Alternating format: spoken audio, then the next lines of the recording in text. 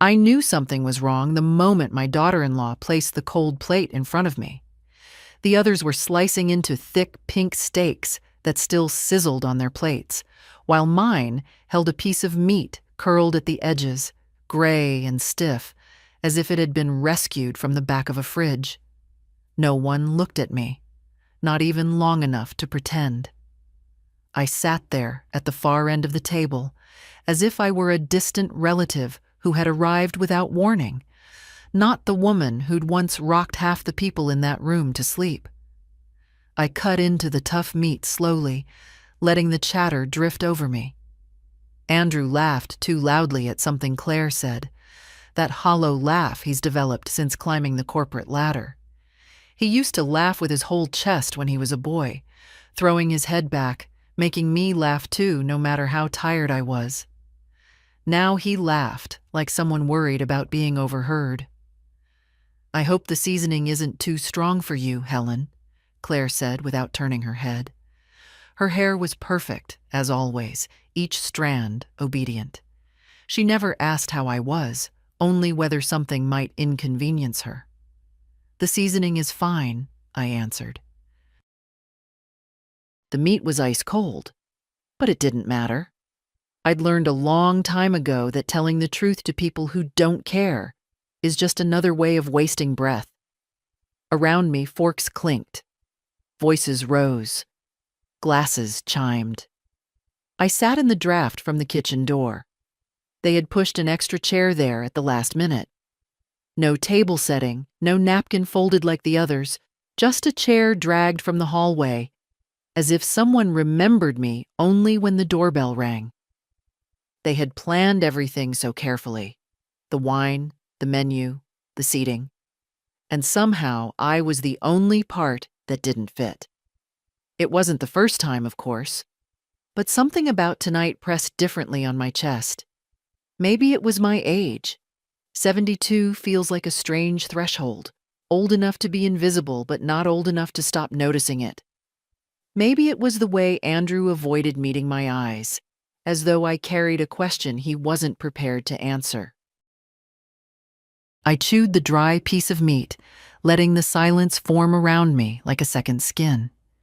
They talked about a new vacation home in Vermont, about renovations, about upgrades to the children's school programs.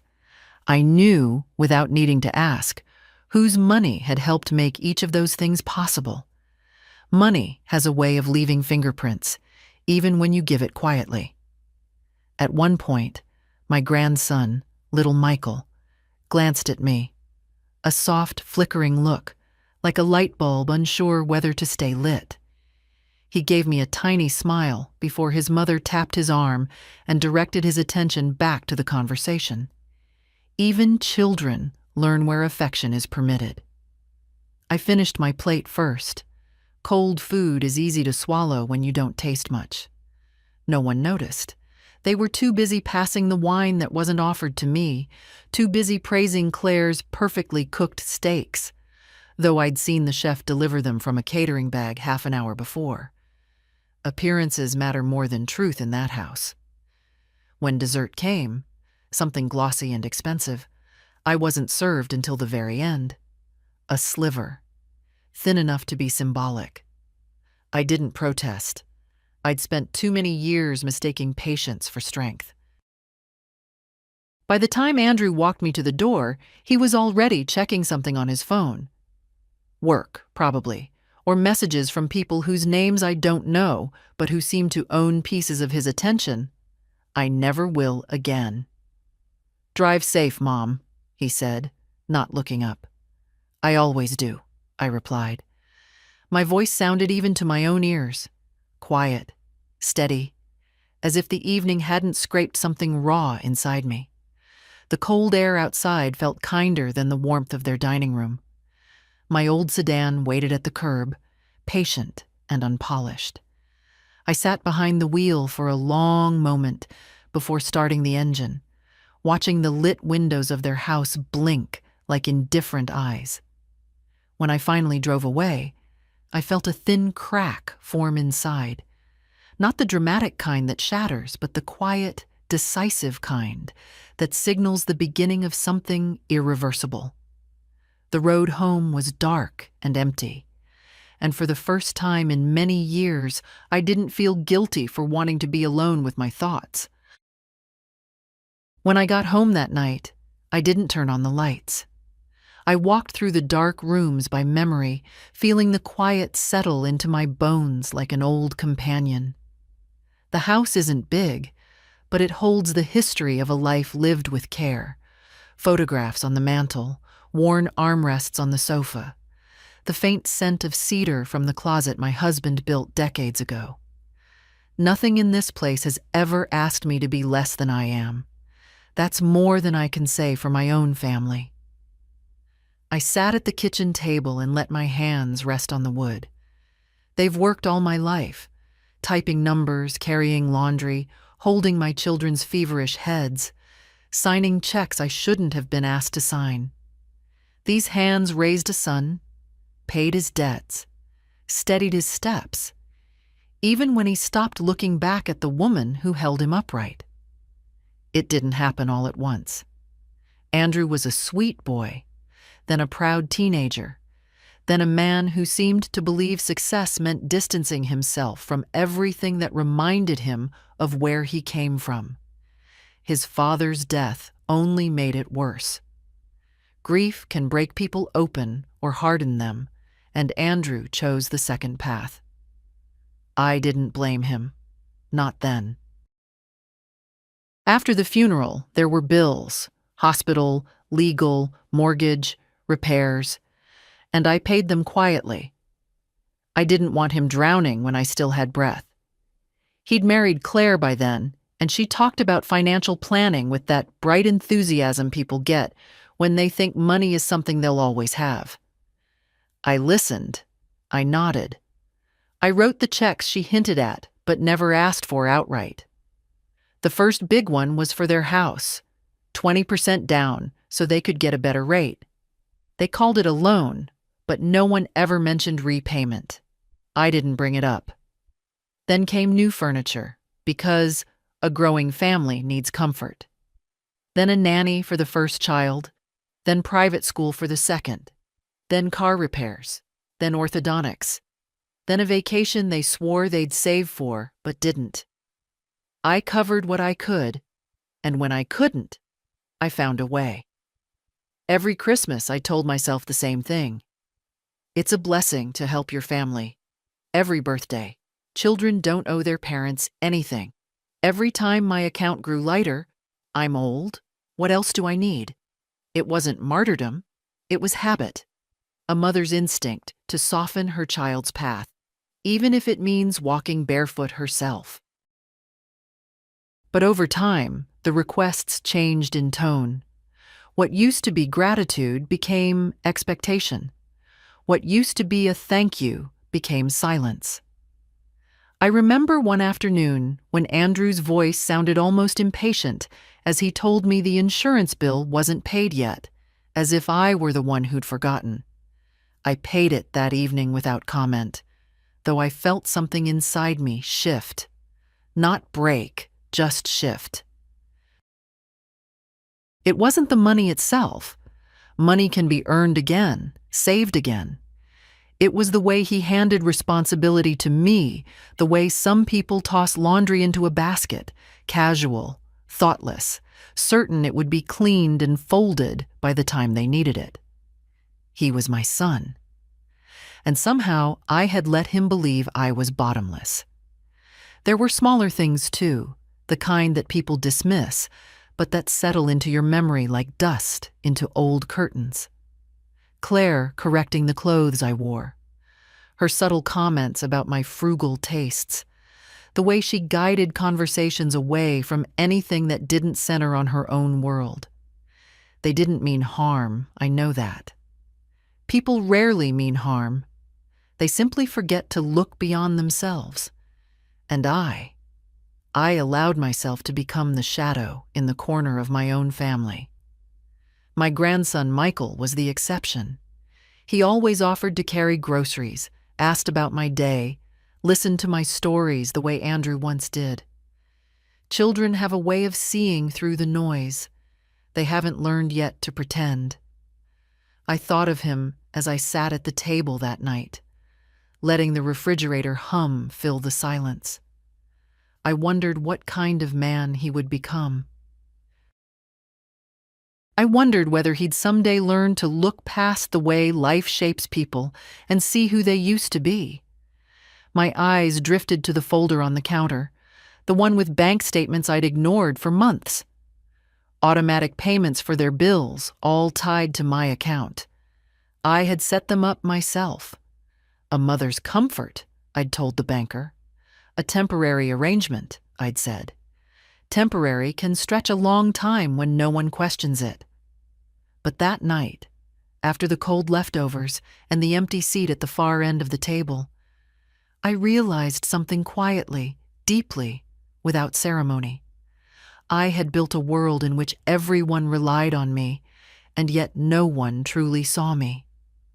I had handed them an open door and then wondered why they kept walking through it. There's a difference between giving and disappearing. I had crossed that line without noticing. I stood up slowly, feeling the familiar ache in my knees. Perhaps tomorrow would be different. Perhaps not. But tonight, at least, I allowed myself to admit the truth. Love doesn't ask you to shrink, and I had been shrinking for far too long. I turned off the kitchen light, finally, and made my way to the bedroom, carrying thoughts that felt heavier than any bag of groceries I'd ever lifted. The night after that dinner was strangely quiet, as if the house itself were holding its breath with me. I couldn't sleep, though my body begged for rest the way an old door begs for oil. I lay in bed for a while, staring at the faint cracks in the ceiling, patterns I've memorized over the years, and felt the weight of the evening press against me from the inside. It wasn't outrage. I'm too old for outrage. It was something slower, deeper, like the cooling of embers that still burn beneath the ash. Pain doesn't need to shout to be heard. Sometimes it prefers to whisper, because whispers linger longer. Around midnight, I finally got up and put on my robe.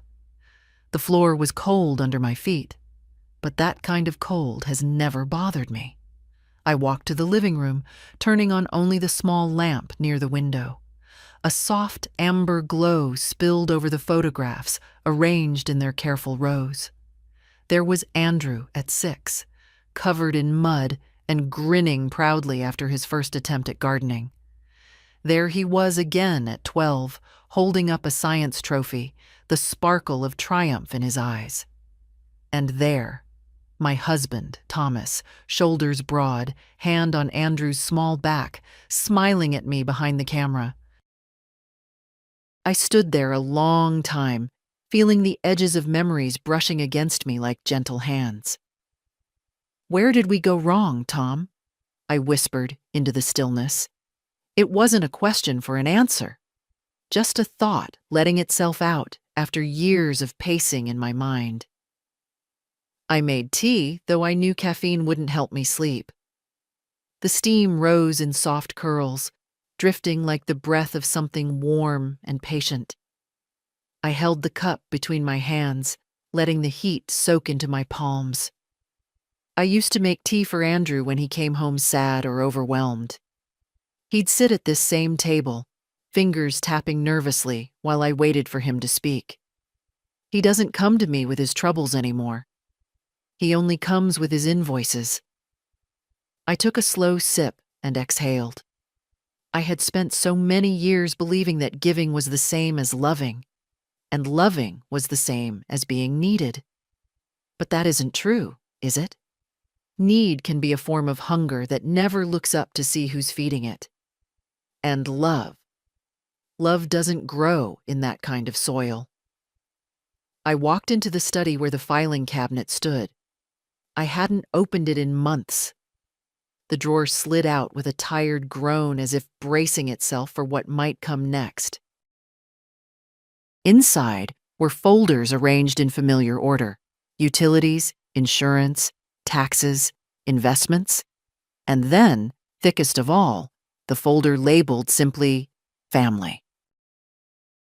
I pulled it out and carried it to the desk. For a moment I hesitated. Old habits die reluctantly. Then I opened it. Bills, statements, receipts, years of transactions stacked like sediment, layer upon layer of quiet generosity, quiet expectation, quiet neglect. Here was the automatic payment for Andrew's second mortgage. Here was the insurance bill for Claire's car. Here was the tuition fee for Michael's school, paid early, because they were always in a pinch this month. My name, my signature, my account number repeated again and again like a refrain. I felt no anger looking at it, only clarity. A kind of clarity that comes late in life when you finally stop lying to yourself to make others comfortable. "This isn't love," I murmured. "This is dependence dressed as family." I closed the folder, not harshly, but with finality. The latch clicked. A small, decisive sound that echoed more loudly in my chest than in the room. I sat back in the chair, letting my shoulders relax. For the first time in years, the idea of saying no didn't fill me with guilt. It filled me with a strange, steady quiet, a sense that maybe I was allowed to protect the small piece of myself that remained untouched. Maybe I wasn't meant to keep carrying them the way I have. Maybe caring for them now means stepping back, not stepping in. I touched the thin gold ring on my finger. Thomas's ring, which I'd had resized to wear after he passed. He was a practical man, not given to sentiment, but he always said one thing with certainty. "Helen, don't let the people you love forget that you are a person too." I had forgotten that for a long time. The clock struck 2. I breathed in the quiet of the room, letting it settle inside me. Tomorrow, I knew, would not wait for me to be ready. Decisions rarely do. But I felt something taking shape within me, a firmness I hadn't used in decades, a steadiness that felt both foreign and familiar. I turned off the lamp, letting darkness return to the room. And as I walked back toward the bedroom, I realized that tonight had not been a night of pain. It had been a night of reckoning, of seeing clearly what had been hidden in plain sight for years. By the time I finally lay down, I knew one thing with absolute certainty. Morning would come, and with it, the first step toward changing everything. By morning, the decision that had kept me awake through the night no longer felt frightening. It felt calm, as if I'd finally stepped into the shape of the woman I should have been all along. I rose before the sun, the way I always do, and moved slowly through the house while the kettle warmed. My joints protested, but even that pain felt purposeful today, like the body reminding me that I had carried too much for too long.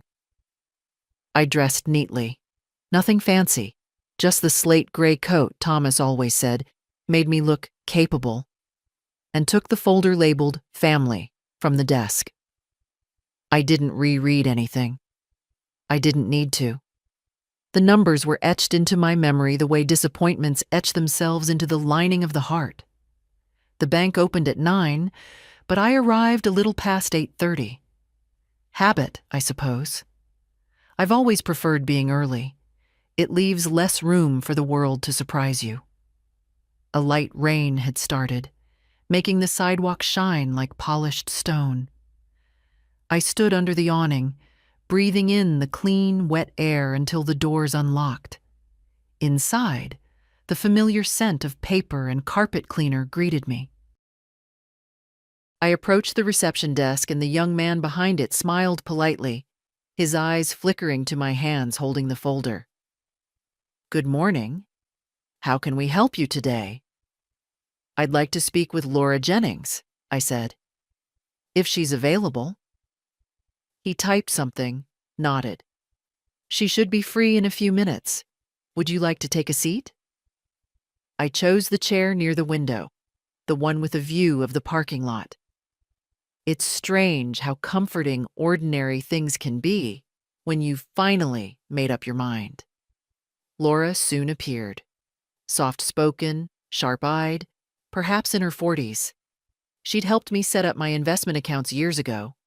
Back then, she used to call me Mrs. Grant. Now she called me Helen. I never corrected her. Helen, good morning, she said, extending her hand. Come with me. Let's see what we can do for you. We walked into her office, a tidy room with 2 framed certificates and a small plant she always forgot to water. I liked her for that. Flaws make people human. What brings you in so early? She asked once we sat down. I placed the folder on her desk. I need to make some changes. Significant ones.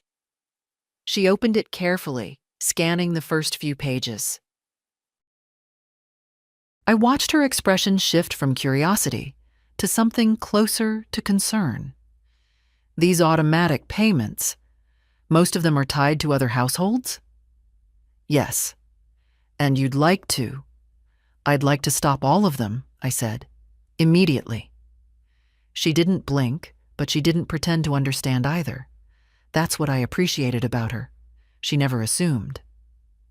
All right, she said quietly. We can suspend them first, and then remove them entirely once you sign the forms. Some accounts might notify the recipients before the next billing cycle. Is that acceptable? That's fine. She nodded and typed with swift precision. Her fingers moving across the keys sounded almost like rain tapping on glass. And the shared credit cards? She asked after a moment. Frozen, I said. All 3. She gave a slow, understanding nod. Of course. And the authorization on your account? Your son still has access as secondary signer. I felt something in my chest tighten, but not painfully. More like a stitch being pulled into place. I want it revoked. This time she paused. Helen, I'll do whatever you ask. But may I ask, do you feel safe? Is someone pressuring you financially? I almost smiled. The world sees an elderly woman making a clear decision, and the world assumes she must be in danger. Perhaps that says more about the world than about me. No, Laura. I'm not being coerced. I'm simply choosing to take my life back. She held my gaze for a moment, then nodded. All right. I trust you. For the next 20 minutes, we worked through document after document. She explained each step thoroughly, though I already understood most of it. A lifetime in bookkeeping teaches you the fine print of things. Still, I let her speak. It's kind to let people do their jobs without interruption. When the stack of forms was finally ready, she handed me the pen. Are you sure? She asked gently. I thought of Andrew's face last night, eyes sliding past me as though I were furniture. I thought of Claire's polished smile, the way she placed the cold leftovers in front of me without flinching. I thought of the years of checks written, bills paid, emergencies covered, gratitude shrinking each year like fabric left too long in the sun. Yes, I said. I'm sure. My signature flowed easily, without hesitation. The pen didn't tremble. My hand didn't waver. It felt almost like reclaiming something I didn't realize I'd lost. When the last page was signed, Laura gathered the papers and gave me a small, warm smile. You've done something very brave today. I shook my head. Not brave, just necessary. Outside, the rain had stopped. The air was cool and fresh, the kind of morning that feels like it belongs to someone who hasn't yet used up all her chances. I walked to my car slowly, not out of frailty, but because for the first time in a long time, I wanted to feel the rhythm of my own steps. By the time I turned the key in the ignition, I knew that whatever happened next would be loud. Panicked calls, confusion, accusations. But inside me, there was only quiet. A steady, deliberate quiet that felt almost like peace. I drove home without rushing, the world passing gently around me, as if for once it wasn't asking me to hurry. The first call came sooner than I expected. I had barely set my code on the hook when my phone vibrated on the kitchen counter, skittering a little across the wood like it was startled too. At first, I didn't answer, not because I wanted to be dramatic, but because I wanted to finish taking off my shoes. After 72 years of living, a woman earns the right to take her time. It was Claire's number, of course. I let it ring out. The voicemail icon blinked, then another call came almost immediately, Andrew this time. I watched his name flash on the screen, the same name I once wrote on lunchbox labels, on birthday cards, on school forms. Names don't change, but people do. The call rang long enough to suggest panic or irritation. With Andrew, it's often hard to tell the difference. I poured myself a glass of water, then finally picked up the phone and turned it face down. Silence returned to the house like an old friend easing back into its chair. It didn't last. A message arrived, short, clipped. Andrew, Mom, call me. Something's wrong with the card. Then another. Andrew, did the bank freeze our joint account? They won't tell me anything. I read the words slowly, letting each one settle. Our joint account. As if I were a minor shareholder in my own life. As if the account existed because he had ever put a single dollar into it. I breathed out through my nose and set the phone aside. A kettle takes its time to boil, and so did the rest of the morning. I moved through the house the way you move through a familiar memory, softly, without rushing. But every few minutes the phone buzzed again, relentless as a dripping faucet. By noon, the tone had changed. Claire, Helen, this is serious. My card was declined at the pharmacy. Declined. Can you please explain what's happening? I could almost hear her voice, tight, offended, as though the universe had made an administrative error by inconveniencing her. I imagined her standing there in her expensive coat, unwilling to consider that someone other than a store clerk might be responsible for her discomfort. Next came Andrew again, and this time the message was longer. Andrew, Mom, this isn't funny. I tried 3 cards. They all got declined. The mortgage payment bounced this morning. The bank said they can't discuss it with me anymore. Did you change something? Please call me. The word please arrived like a guest who didn't know whether they were welcome. I sat down with my tea, ginger, the kind that warms more than it burns, and watched the steam rise. My hand didn't shake. That surprised me. I had expected anger or guilt or some sharper emotion to stir inside me, but all I felt was a slow, steady certainty. This is what consequences sound like. The next call wasn't from Andrew or Claire. It was from a number I didn't recognize. I almost didn't answer, but curiosity tugged at me. Grandma? Michael's voice. Thin, worried, too soft for the world he's growing into. Oh, sweetheart, I said, easing into my chair. Is everything all right? I'm not sure. He hesitated, and I could picture him rubbing the back of his neck the way he does when he's anxious. Mom and Dad are freaking out. Dad tried to pay for gas and the pump locked. He was yelling on the phone with the bank when I left for school. I closed my eyes briefly. I never liked the way Andrew raised his voice around his children, even in frustration. Thomas never had to shout. Some men mistake volume for authority. "Are you okay?" I asked him. "Yeah," he said quickly. "But Dad's mad.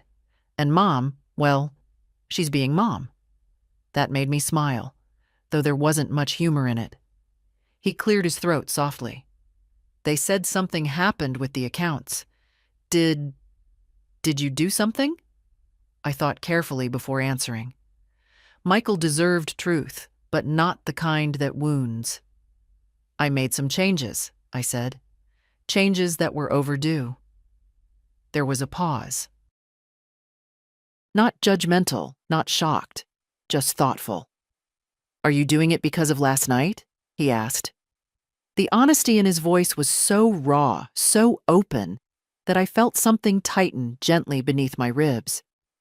"Partly," I said. "But mostly because I've been doing too much for too long." He blew out a slow breath.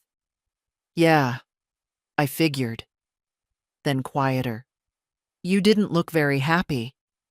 Children see everything, even when they pretend not to. I didn't want him carrying guilt for something he didn't create. So I shifted the conversation.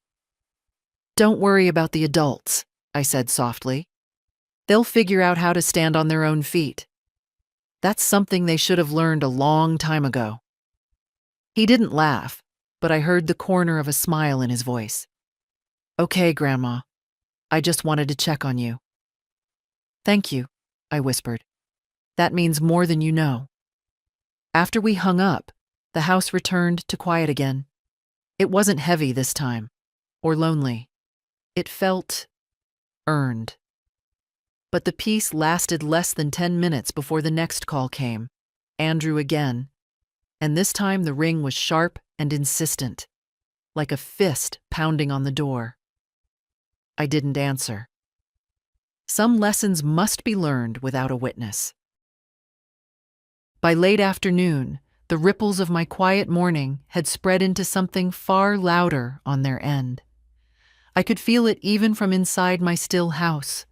The tension, the confusion, the edges of panic sharpening with each declined transaction. People reveal themselves fastest when comfort is taken away. It's a truth I've witnessed through decades of bookkeeping and even longer years of motherhood. Around 3 o'clock, the messages stopped being questions and became accusations. Claire: "Helen, this is unacceptable.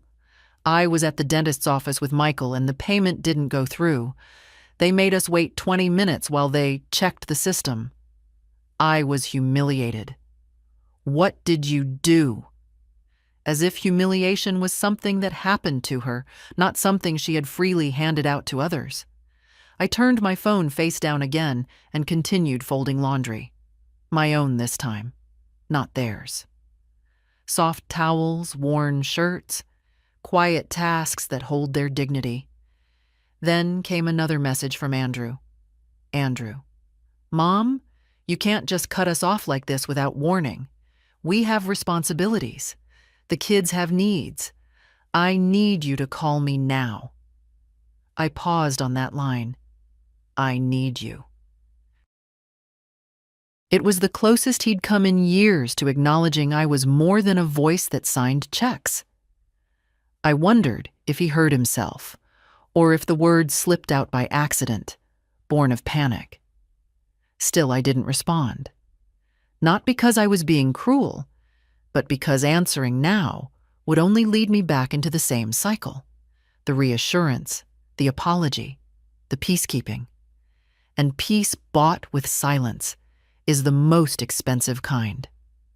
Outside, the sky had turned gray, the clouds drifting low enough to brush the tops of the trees. I made myself another cup of tea and took it to the living room, lowering myself into the chair Thomas bought me on our 20th anniversary. A sturdy piece with a back that supported you without swallowing you whole. I remember he joked that it was a queen's throne for the queen of this house. I hadn't felt like a queen in a very long time. My thoughts were interrupted by the sound of raised voices, muffled but unmistakable, coming from the sidewalk outside. Curious, I lifted the curtain just enough to see. Andrew stood by his car, phone pressed to his ear, pacing back and forth as though movement might force the universe back into order. His shoulders were tight, jaw clenched. Even from a distance, I could tell the call wasn't going well. Claire sat inside the car, arms crossed, face twisted, with the kind of indignation reserved for people who've lived too long without being told no. Every few seconds, she gestured sharply at Andrew, clearly telling him what to say or do. They hadn't knocked on my door yet, I noticed. They were still trying to solve the problem the way they solved everything, with pressure, with insistence, with the belief that the world just needed a firm enough push to comply. I let the curtain fall back. A part of me, an old, tired part, remembered all the nights I stayed awake worrying about Andrew when he was small. The fevers, the nightmares, the first heartbreak at 17. I would have done anything to ease his pain then. But this wasn't the pain of a child learning how to live. This was the discomfort of adults finally being asked to stand on their own legs. The phone buzzed again. Claire, we're outside. Open the door. It wasn't a question. I didn't move. Minutes passed, and soon there was knocking, sharp, rapid, as if they believed urgency could dissolve the door. But I stayed in my chair, tea warming my palms. I could hear muffled conversation outside now, an argument between them, voices rising, words indistinct, but tone unmistakable. Then the front door rattled slightly, not from force, but from Andrew trying the handle out of habit. It's always locked. He should know that by now. Helen, Claire's voice at last, cutting through the hallway from the porch. This is ridiculous. We need to talk about this. Her tone wasn't one of concern or remorse. It was command, expectation, authority, borrowed from years of getting what she wanted. A long time ago, that tone would have made me open the door, offer tea, apologize for whatever she decided I had done wrong. Now, I simply sat still. After a moment, their voices began to fade. First on the porch, then down the walkway, then the car door slammed. The engine revved, sharp and irritated, and they drove off. Not far, I suspected. Just enough distance for them to shout at each other freely. I let out a slow breath I hadn't realized I was holding. In the quiet that followed, my phone lit with another message. This one from Michael. Michael, Dad's really upset. Mom, too. Just checking that you're okay. Of all the messages that day, only his felt like it came from a place of gentleness. I wrote back a single line. I'm all right, sweetheart. Don't worry. Adults make noise when they're confused. He responded with a little heart. Simple. Pure. The kind of thing that reminds a woman she didn't fail entirely at raising a family. As evening settled over the house, I sat by the window with my cooling tea and watched the street lamps flicker on one by one. Somewhere across town, my family was unraveling threads they had never bothered to understand. Threads I had held together for decades with quiet hands. They had eaten their steaks and left me with leftovers. Now they were tasting what it meant to live without the woman who had quietly financed their comfort. And though I felt no joy in their struggle, I felt something far steadier, far cleaner. The first breath of a space in my life that finally belonged only to me. By the next morning, the house felt strangely alive, as if the walls themselves had sensed the shift inside me. I made oatmeal the way I always did, slowly, without hurry, letting the steam rise into the dim kitchen light. My phone stayed on the counter, silent for once. Whether they were tired of calling or simply regrouping, I didn't know. Silence can mean so many things. I had just sat down with my breakfast when a light knock sounded at the door. Not urgent, not demanding. A soft, tentative rhythm, the kind a child might use on a sleeping parent's room. I opened the door to find Michael standing on the porch, hands buried in the pockets of his jacket, shoulders hunched against the cold morning air. "Grandma, can I come in?" I stepped aside. "Of course, sweetheart." He walked in slowly, looking around as if checking that everything was still where he remembered it. Some children grow out of noticing the details of a house. Michael never had. "Did they send you?" I asked gently. "No," he said quickly, shaking his head. "They don't know I'm here. Dad's at work, and Mom's on the phone with the bank again." He sat at the table and watched me for a moment, as if choosing his words carefully. "They're saying someone messed with their accounts," he said. "Mom thinks it's a mistake. Dad thinks the bank is incompetent." He paused. "But I think they know it might be you." I took a sip of tea, letting the warmth settle into my chest before answering. "And how do you feel about that?"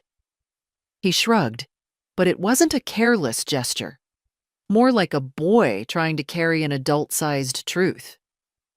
"I don't know. I mean, I guess I figured it wasn't going to go on forever. Dad and Mom rely on you a lot." There was a quiet honesty in his voice that made something soften inside me. He continued, "I always thought it was weird, like, they act stressed about money, but we still go on vacations and buy all this stuff, and they never talk to you at dinner unless you ask them something first." I felt my throat tighten, but not with sadness, with recognition. Children see everything, even the things adults pretend are invisible. "I'm sorry they treat you that way," he said suddenly, eyes dropping to his hands. "Last night, it didn't feel right." I reached across the table and rested my hand over his. His fingers were warm, tense. "It wasn't your burden to carry," I told him softly. "None of this is." He looked up at me then, with that earnest expression I've always loved, the one that makes him look so much like his grandfather. "Are you okay, Grandma?" "Really?" "I am," I said, and I meant it. For the first time in a long while, he exhaled, as if relieved. "Good.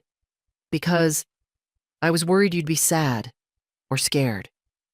"I was sad," I admitted, "for many years. And fear—" I paused. "Fear loses its strength when you finally stop pretending everything is fine." Michael nodded slowly, as if absorbing each word. "I want you to know something," I said. "I'm not angry.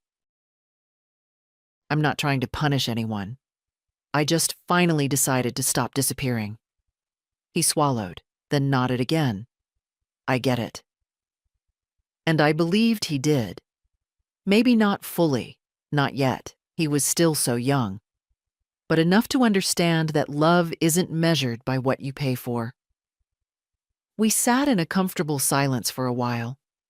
He accepted a bowl of oatmeal without protest, even though I knew he preferred cereal drowned in sugar. He ate quietly, respectfully, the way children do when they instinctively sense a moment matters. When he finally stood to leave, he hugged me longer than usual. "If you ever need anything," he said shyly, "you can call me. I mean it." His arms around me felt like an anchor, steady, warm, real. Not the kind of love that demands or assumes, the kind that simply stays. After he left, the house settled again into quiet. But it wasn't the old quiet, the quiet of being forgotten. It was a new kind, a gentle, grounded kind. The quiet of knowing at least one person in this world saw me clearly. And for a woman my age, that was more than enough for now. The morning after Michael's visit, I felt a steadiness inside me that I hadn't felt in years. Not excitement. No, that was for younger women. But a quiet conviction. The kind that grows slowly, like roots finding deeper soil. I took my time getting dressed, choosing a simple navy blouse and the good slacks I kept for doctor visits and church. When I looked at myself in the mirror, I didn't see a fragile old woman. I saw someone returning to herself. The lawyer's office sat in an old brick building downtown, the kind with creaking floors and narrow hallways that smelled faintly of paper and lemon polish. I'd been there more times than I cared to admit over the years, usually to sign documents that protected everyone but me. But today felt different. Today I wasn't shielding anyone. Today I was simply setting things right. "Mrs. Grant?" the receptionist called. "Mr. Nolan will see you now." Stanley Nolan had been my lawyer for almost 15 years. He'd aged in the way men sometimes do, softening at the edges, growing gentler with time. He rose when I entered, offering a warm handshake. "Helen," he said, "it's good to see you." "What brings you in?" I sat down, placing my folder, thinner now, on his desk. "I need to revise my will," I said, "and establish a trust." His eyebrows lifted slightly. "All right. Do you want to talk about what prompted this?" "No," I said simply. "I just need to make sure my affairs reflect my intentions. And I intend," I added, "to protect what little I have left." Stanley nodded with the calm professionalism I'd come to rely on. "Let's start with the will. Who are your current beneficiaries?" I told him. Then, more importantly, I told him what needed to change. When I said Michael's name, only his, no one else's, Stanley paused, pen hovering over the paper. "Just your grandson?" he asked. "Yes. He's the only one who's ever treated me like more than a wallet with a pulse." He didn't smile, but his eyes softened. "Understood." We spent the next hour going through each asset carefully. The house, the savings, the investment accounts, the small pension that still trickled in from my years at the firm. Piece by piece, I moved everything into a trust, managed by me until I no longer could, and after that, by a professional trustee until Michael turned 25. "And your son?" Stanley asked gently. "No provisions?" "He'll have to learn to live within his means," I replied. "I've spent too many years confusing love with rescue. I'm too old to keep saving a man who won't save himself." Stanley accepted that with a quiet nod. He'd seen these stories before. Older women carrying entire families on their backs because no one else bothered to lift a hand. But he hadn't seen me step out from under that weight until today. When all the papers were drafted, he slid them toward me one by one. My signature looked firm, almost elegant, not like the cramped scrawl of a frightened woman. Each stroke of the pen felt like a piece of myself returning. "Do you feel good about this?"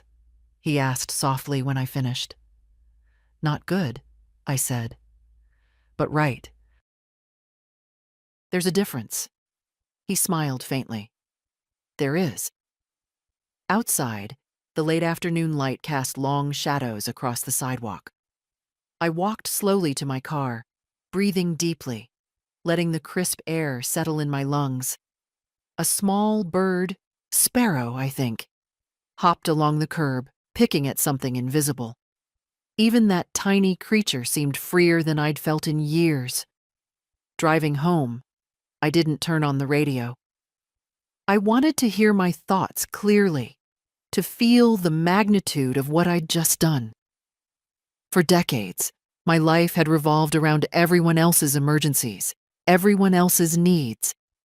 I had forgotten what it meant to make a decision purely for myself. Now I did. Back home, I placed the trust documents in the top drawer of my desk. the one Thomas used for important things. The wood creaked softly as it closed, almost like approval. For the rest of the evening, the phone stayed mercifully quiet. No messages, no demands, no frantic explanations. Just the slow settling of a day that marked a boundary long overdue. And though I didn't celebrate, I allowed myself something better than celebration. The gentle, unfamiliar sensation of having chosen my own life. By the next morning, the storm had spread far beyond my quiet street. I could sense it before I even checked the phone, some instinct sharpened by motherhood, the old ability to read trouble in the air, the way sailors read weather on the horizon. Trouble has a rhythm, hurried footsteps, clipped breaths, the tightness of urgency that leaks through walls and memories. The messages began before 8. Andrew. The mortgage payment bounced again. They're threatening a late fee. We need to talk. Claire. The school called? Michael's tuition payment didn't go through. They want to schedule a meeting. This is humiliating, Helen. Humiliation again. They clung to that word like it was a wound someone else inflicted, never considering how many nights mine had gone unnoticed. I set the phone aside and watered the plants. The peace lily had perked up overnight. Funny thing, how even flowers respond when the house feels lighter. But by midday, the messages changed tone. It wasn't just inconvenience anymore. It was fear. Andrew. The insurance lapsed. I don't understand what's happening. The bank says your signature was removed. Mom, please. We can't sort this out without you. Claire. The credit card company froze every account tied to your name. We're being treated like criminals. Criminals. No, just adults. Adults discovering the cost of comfort when comfort no longer comes free. Around 2 o'clock, there was a knock at my door. Not angry this time, not demanding. Tentative. Almost hopeful. I opened it to find Claire's sister, Lisa, standing on the porch, coat hastily thrown on, hair pulled back with the kind of frustration only family emergencies create. Mrs. Grant, she began, smoothing her jacket, though it didn't need smoothing. I'm sorry to bother you. Andrew asked me to check on you. Check on me. As if I were the broken one. Is everything all right? I asked her calmly. She blinked, thrown off by my serenity. Well, no, not really. Claire is in tears. Andrew is furious, but also lost. They said every payment tied to you has stopped. I mean everything. Yes, I said softly. That's correct. Her mouth opened slightly, then closed. She wasn't used to direct answers. Most people aren't. May I ask why? She said, her voice gentler than I expected. You may, I answered. But the explanation won't change anything. She studied me for a moment, really looked. Not the polite glancing over people do when they've already decided who you are. This was different. A woman recognizing another woman's boundary, even if she didn't fully understand it. Well, she murmured, I hope they didn't hurt you. Claire, she can be thoughtless. And Andrew. He thinks he's doing the right thing, even when he's not. I know, I said. But knowing doesn't erase what's been done. Lisa nodded slowly, then stepped back. If you need anything, Mrs. Grant, call me. Truly. That surprised me. Kindness from an unexpected corner often does. After she left, I returned to the living room and sat down with a blanket across my knees. I wasn't cold. I just liked the weight of it. Weight can be reassuring when life suddenly feels too light. An hour later, another message from Andrew. Mom, the bank said we're responsible for all outstanding balances now. I don't know how you expect us to manage this. There it was, not worry, not apology. Expectation. Expectation that I would swoop in, steady the ship, fix the chaos they created by leaning on me for too many years. He wrote again, more frantic this time. I can't afford the house without your help. Why would you do this? Just tell me what you want. We can work something out. What I wanted. Such a simple phrase, and yet no one had asked me that in decades. Not truly. I looked around my living room, at the photographs, the quiet furniture, the sunlight creeping across the carpet. What I wanted was very small and very simple. A life where I wasn't carrying people who refused to walk. Evening settled slowly, a soft blue turning to gray. Outside, a car door slammed, sharp, frustrated. I didn't get up to see who it was. The world had grown too used to me responding every time it demanded something. Instead, I brewed a fresh pot of tea, letting the scent of chamomile fill the air. I had always been the safety net beneath their lives. Now they were learning how high they'd been living without ever looking down. And in that quiet, I finally felt what freedom tasted like. Not sweetness, not triumph. Just the gentle relief of finally putting something heavy down. I had just finished washing the dinner dishes when I heard the car pull up outside. Too fast, too close. The kind of stop a person makes when patience has run out. A moment later, footsteps pounded up the walkway, heavy, urgent, unmistakably Andrew's. He didn't knock at first. He tried the handle, found it locked, then knocked hard enough to rattle the frame. "Mom, open the door." His voice carried that sharp edge he used when the children misbehaved. Except I wasn't a child. And this wasn't misbehavior. I dried my hands slowly, letting the towel absorb the last bit of warmth. Then I walked to the door and opened it just wide enough to look at him. He stood there, breathless, face flushed, eyes bright with frustration. For a moment, I saw a flash of the boy he once was, the one who ran home crying when he broke his arm, the one who crawled into my lap without asking. But the man standing on my porch now was armored by years of entitlement he no longer recognized as such. "Mom," he said, stepping forward as if expecting me to step back. I didn't. "What is going on? The bank won't talk to me. The mortgage bounced. Claire's furious. The kids are scared, and you—" His voice cracked. "You're just sitting here acting like nothing's happening." I opened the door one more inch.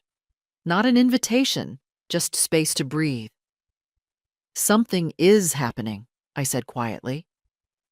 "You're finally standing on your own feet." He stared at me, stunned. "What is that supposed to mean?" "It means," I said, "that I've carried you for far too long." He shook his head, angry now. "This isn't carrying us. This is sabotaging us. You blindsided me. You could have talked to me before doing something so extreme." I let his accusation settle between us. Then I answered. "I've tried talking for years, Andrew. Not with speeches, those aren't my way, but with questions you didn't hear, with boundaries you stepped over, with moments you should have noticed but didn't." He blinked, as if the words hit a part of him unprepared for impact. "I have never asked you for anything," he argued. "No," I said. "You expected instead, and expectation can be heavier than any request." He exhaled sharply, running a hand through his hair. "So you're punishing us? Is that it? Because of one bad dinner?" I almost laughed, not because it was funny, but because of how small he made the truth sound. "It wasn't one dinner," I said. "It was a pattern. Years of being present but unseen. Years of paying for things no one thanked me for. Years of being spoken to only when something needed fixing." His shoulders dropped, not in understanding, but in exhaustion. "Well, what do you want me to do? Tell me how to fix this."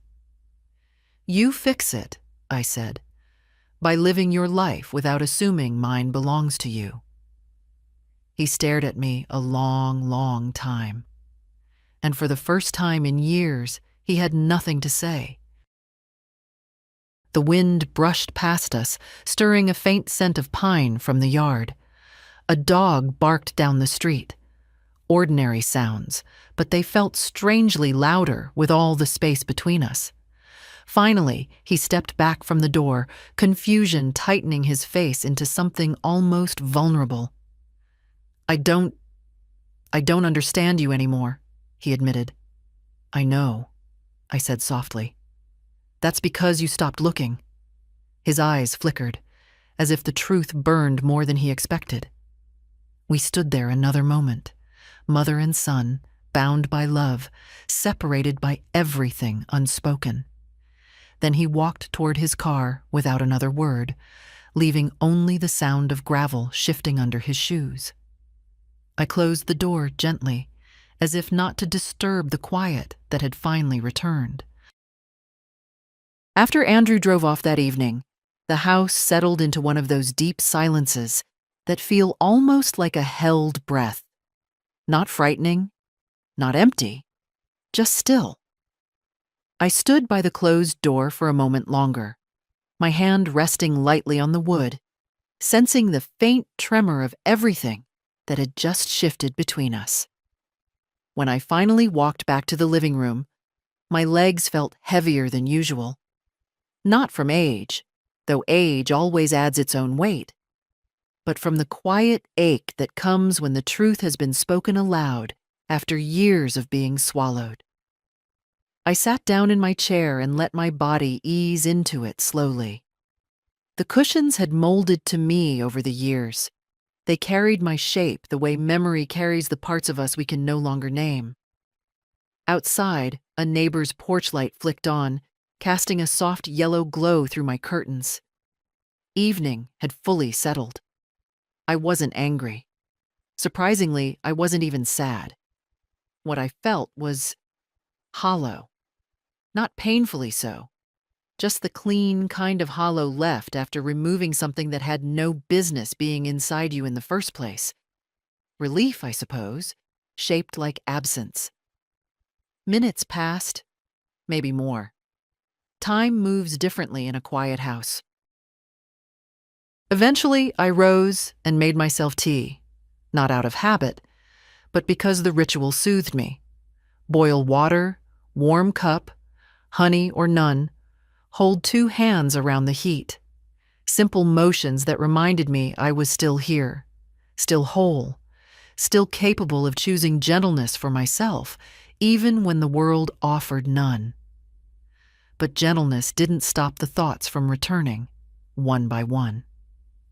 I replayed Andrew's face, the anger fading into confusion, the confusion into something close to hurt. For a second, I wondered if I'd gone too far, spoken too bluntly. Yet every time that doubt crept in, another memory surfaced. The unpaid debts, the rushed dinners, the cold plates, the unspoken expectation that I would fill every gap in his life and ask for nothing in return. A mother can forgive many things, but she cannot survive by erasing herself. I took my tea to the window and sat on the edge of the couch. The street outside was quiet, except for the distant hum of a car passing now and then. My reflection in the glass looked older than I felt inside. Not fragile, but weathered. A woman who had lived long enough to reach the edge of her own patience. The phone buzzed once on the coffee table. I didn't move to pick it up. I didn't need to see the name. I already knew it wasn't Michael. Instead, I thought of him, his earnest questions, his quiet way of offering care without expecting anything in return. The only one who had looked at me with something close to understanding. That small thought warmed me more than the tea. And then, unexpectedly, a heaviness reached me, a different kind of weight, not from doubt, not regret. Loneliness, perhaps, a thin, delicate strand of it. Because even when the decision is right, even when it belongs wholly to you, stepping away from the people who share your blood leaves a mark. I let myself feel it. I didn't push it away. Women my age spend too much of life pretending our wounds are lighter than they are.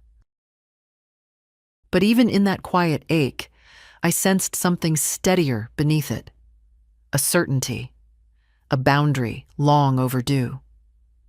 When I finished my tea, I rinsed the cup, set it gently in the drying rack, and turned off the kitchen light. The house dimmed behind me, room by room, until only my bedroom lamp glowed softly. As I pulled back the covers, one last thought settled in my mind, not sharp, not bitter, just true. You can love someone deeply and still refuse to let them diminish you. I lay down slowly, letting the quiet fold around me, feeling, not broken, not triumphant, simply real for the first time in a very long while. The morning after Andrew's visit arrived softly, with a pale light stretching across my bedroom floor like a careful hand smoothing out wrinkled fabric. I lay awake before rising, listening to the faint creaks of the house settling.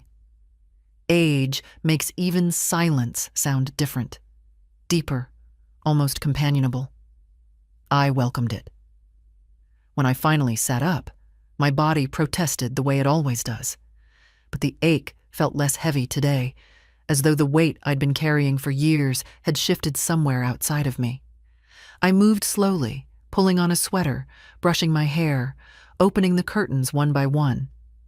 These small rituals anchored me. Downstairs, the kettle hissed quietly as it warmed. I watched it from the counter, my hand resting on the cool surface. I wasn't thinking of Andrew or Claire or the chaos that surely continued churning through their morning. I thought, instead of Thomas, of his steady, unsentimental love, of his certainty that dignity doesn't need to be loud to be real. He used to say, "Living with yourself should never feel like living with a stranger." I hadn't understood that fully until now. I carried my tea to the dining room table and opened the window just a crack. A crisp breeze drifted in, carrying the subtle scent of damp earth. The kind of morning that made me think of old walks along the river, of simpler years when being needed felt like a choice, not an obligation. For a long while, I just sat there, hands around the warm cup, listening to the faint hum of traffic in the distance. There was no urgency inside me, no fear, just a steady awareness of myself, the kind that had been pushed aside for so long it felt almost new. Later, I pulled an old photo box from the hallway closet. Dust rose as I opened it, soft as breath. Inside were pieces of a life lived quietly but fully. Thomas holding baby Andrew in the hospital room, birthday parties with melted candles, a picture of me standing beside our first car, one hand shielding my eyes from the sun, smiling, unburdened. I traced the edge of one picture with my finger. Time had softened everything, the corners, the colors, even the memory of the moment itself. But the woman in those pictures, she looked whole, not exhausted, not small. Somewhere along the years of giving, I had chipped pieces off myself without noticing how many were gone. I put the photos back gently and closed the box. I didn't want to linger in what was. Today wasn't about mourning the past. It was about seeing the path ahead, even if only the next small step of it. I went outside for a walk, something I hadn't done in months without hurrying. The neighborhood was quiet. A few joggers passed me, nodding politely. A dog barked behind a fence. Life in all its ordinary rhythms moved on. I let myself breathe in the cool air, feeling the simple strength of putting one foot in front of the other. There's a dignity in moving at your own pace when the world expects you to rush. When I reached the park, I sat on a bench and watched a group of older women practicing Tai Chi on the lawn. Their movements were slow, controlled, deliberate, like a language spoken without sound. They didn't look fragile. They looked grounded, intentional. Women owning their space without explanation. I wondered when I had last allowed myself to inhabit my own life with that kind of clarity. Eventually, I walked back home with the sun warming my back. The house welcomed me with its quiet, but it no longer felt like a place I retreated into. Today, it felt like a place I lived in, fully, without shrinking myself to fit the expectations of others. I made lunch, simple and small, and sat at the table by the window. As I ate, I realized something with a calmness that surprised me. The distance growing between me and my family wasn't a punishment. It was a correction, a rebalancing of a life that had leaned too heavily in one direction for far too long. And for the first time in decades, the stillness inside me felt like peace, not loneliness. For 2 days after my quiet walk in the park, the house remained still. The phone rang less often now, though I suspected that was exhaustion rather than acceptance. Even panic has a limit. Eventually, people tire of shouting into unanswered spaces. I moved through my routines softly, watering plants, sorting mail, baking a small loaf of bread just because the scent reminded me of steadier years. On the third morning, as I finished slicing an apple, the phone buzzed with a familiar name. Thea, my daughter. She rarely called. Not out of cruelty, she was simply one of those people whose life ran at a constant sprint, leaving little room for pauses. Yet her call startled me, as if a door I hadn't touched in years suddenly opened. I answered. Mom? Her voice was thinner than I remembered, not rushed, not distracted, just tired. I heard about what's going on. Andrew called me yesterday. I waited. She wasn't a woman who liked silence, but she let it stretch this time, as though she wasn't sure how to begin. He said you shut down the accounts, all of them, and that he tried to talk to you, but... She hesitated. He said you wouldn't listen. I closed my eyes. I listened for years, Thea. Listening was never the problem. She let out a breath, long, strained. I know, she whispered. I've known for a while. That surprised me. You have? Yes. Her voice softened. Mom, I've watched him lean on you since Dad died. I watched Claire treat your generosity like a faucet she could turn on whenever she wanted. I didn't say anything because you never did. And you always looked so certain, even when you weren't. There was a tremor of guilt in her tone, and it touched something inside me, something no anger ever had. Thea, I said quietly, you don't owe me an apology. Maybe not, she answered, but I owe you honesty. We stayed like that for several seconds, the silence now warmer, more thoughtful. You did the right thing, she said. Andrew won't admit it, not yet. But he needed this. Claire, too. They've been living off you for so long they forgot they were supposed to live with you, not from you. It was strange hearing my own thoughts echoed back to me from the mouth of my daughter, who spent most of her life moving too quickly to see what stood still. Are they angry with you for calling me? I asked. She huffed a small laugh. Oh, definitely. But they'll survive their disappointment. They always have. Then, after a moment, how are you feeling? Truly. I thought about it, about the quiet mornings, the eased shoulders, the way the air felt clearer in my lungs. "Lighter," I said, like I finally put something down that I never should have carried. "I'm glad," she whispered, and I felt the sincerity like a small candle lit between us. Before we hung up, she said, "Mom, don't let them make you feel guilty. They're grown. It's time they lived like it." When the call ended, I stayed at the kitchen table for a while, letting the words settle inside me. Not because they shocked me, but because they affirmed something I'd only recently begun to believe, that not all distance within a family is failure. Sometimes it's healing disguised as silence. Later that afternoon, as if the universe weren't done with its small miracles, Michael sent a message. "Michael, Dad's calmed down a bit. Mom too. I think they're starting to realize they messed up. Just wanted you to know." I typed back, "I appreciate that, sweetheart. Give them time. People often hear the truth long after it's spoken." He replied with another small heart. As evening spread across the living room, I sat in my usual chair and watched the light shift across the floor. Shadows lengthened, then softened.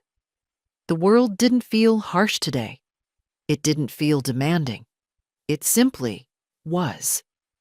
And for the first time since all of this began, I felt that maybe, just maybe, my family was beginning to see the space I'd built for myself, not as a threat or a punishment, but as the boundary it always should have been. It was late afternoon when the knock came, gentler than before, hesitant, almost apologetic. I wasn't expecting anyone, but something in the sound made me set down my book and rise slowly. My knees complained a little, but that was nothing new.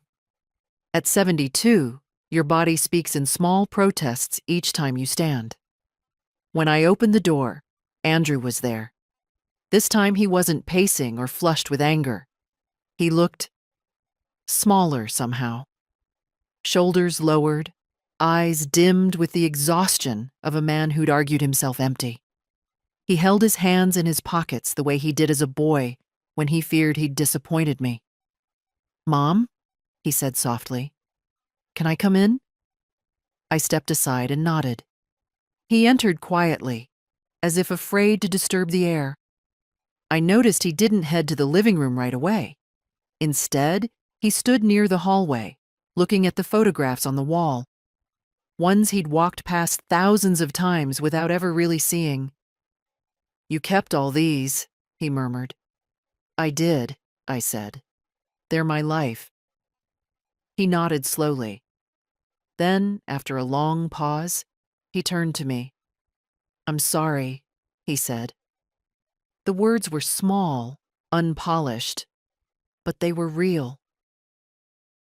I didn't understand how much we were leaning on you, how much I was." I watched him for a moment. His face was older than the boy I once held, younger than the man he pretended to be, vulnerable in a way I hadn't seen for decades. "You didn't want to understand," I said gently. "There's a difference." He closed his eyes briefly, as if the truth stung but didn't surprise him. "You're right," he admitted. "I got used to things being easy. Too easy. Every time something went wrong, I told myself I had it under control.